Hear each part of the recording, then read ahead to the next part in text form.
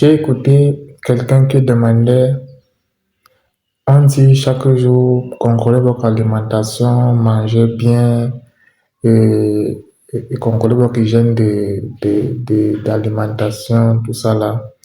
Est-ce qu'on pense que c'est en faisant ça qu'on ne va pas mourir? Ça m'a fait rire, mais en même temps, ça m'a fait aussi réfléchir. Et ça m'a permis de voir à quel point les Africains réfléchissent et un peu comme les excusez-moi du terme, comme les moutons, quoi. Parce que il est inadmissible qu'un être humain normal réfléchisse comme ça. Mais comprenez une chose, la santé est notre premier capital. Lorsqu'on est en bonne santé, on peut réaliser beaucoup de choses. On peut investir, on peut travailler, on peut voyager partout dans le monde si on a les moyens. On peut étudier, on peut faire tout ce qu'on veut lorsqu'on est en bonne santé. Mais lorsqu'on est malade, on est privé de beaucoup de ces choses-là. Parce que toute notre énergie est concentrée sur la maladie. On espère, on souhaite retrouver la santé. Donc, lorsque nous, on est en train de parler sur la santé, ce n'est pas parce qu'on vous dit que vous n'allez plus mourir si vous prenez soin de vous. C'est pas ça. Mais c'est parce que c'est pour votre propre bonheur d'abord et pour le bonheur de votre famille. Parce que lorsque vous êtes malade, votre famille souffre aussi autant que vous. Vous endettez votre famille, vous faites dépenser beaucoup d'argent à votre famille. Donc, prendre soin de votre corps n'a rien à voir avec le fait que vous n'allez plus mourir.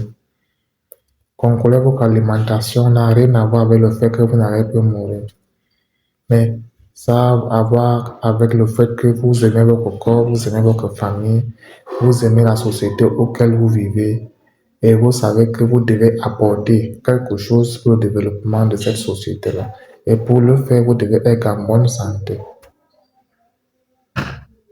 Donc, il est inadmissible de s'imaginer que on peut vivre comme des animaux. Même les animaux vivent même plus bien. Les animaux ne mangent pas n'importe quoi. Ils savent ce qui est bien pour leur santé. Donc, ils consomment les choses qui leur sont bénéfiques.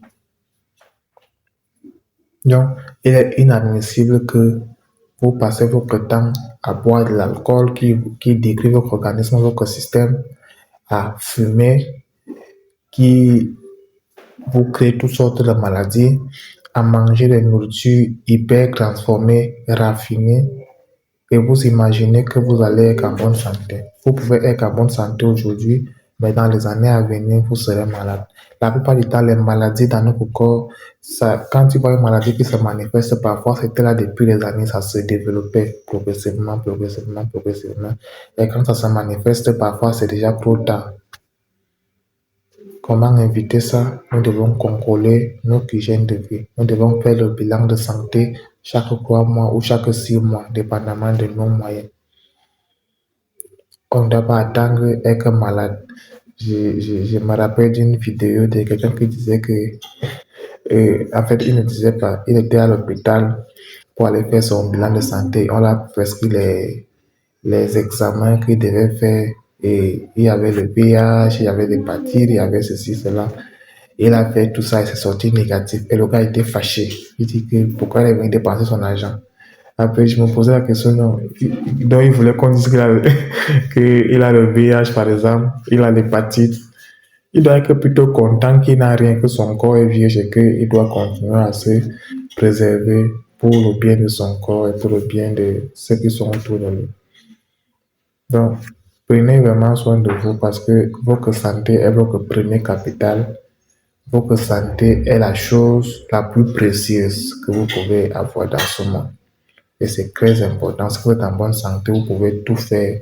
Vous pouvez faire tout ce que vous voulez. Vous pouvez réaliser toutes sortes de projets. Vous pouvez travailler autant que vous voulez. Mais si vous ne l'êtes pas, vous souffrez. Une chose, c'est qu'une personne qui meurt étant en bonne santé et une personne qui meurt étant très malade, pour moi, il y a une différence. Si je meurs étant en bonne santé, d'abord, ma famille n'a pas dépensé de l'argent, ma famille n'a pas fait le tour des hôpitaux avec moi, par-ci, par-là, et je n'ai pas moi-même souffert de mon vivant et je meurs. Une personne qui meurt étant malade, sa famille en souffre parce qu'on va marcher avec lui par-ci, par-là, on va dépenser beaucoup d'argent pour chercher à le guérir. Et quand la famille, par exemple, on voit comment ils souffrent, eux aussi souffrent émotionnellement. Eux aussi sont malades parce qu'ils voient comment leur personne, leur frère, leur mari, leur femme, tout ça est malade, ça les affecte aussi. Et une personne malade, la plupart du temps, il va mourir, va vous laisser endetté même. Parce que parfois, quand la maladie atteint un niveau, on espère que, on pense que ça va guérir et on continue seulement à mettre l'argent jusqu'au point, l'argent n'y a plus, on s'endette pour pouvoir trouver la santé. Et la personne finit par mourir sans guérir. Et la famille reste endettée. Les dettes qu'ils vont rembourser pendant beaucoup de temps.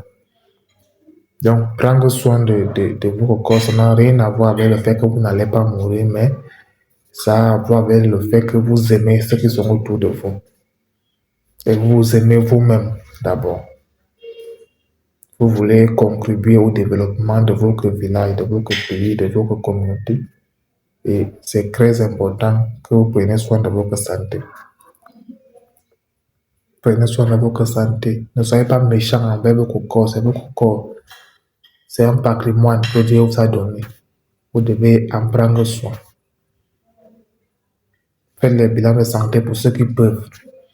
Pour ceux qui ne peuvent pas, commencez par contrôler ce que vous mangez au quotidien. Mangez les fruits, mangez les légumes, buvez beaucoup d'eau, faites l'exercice physique.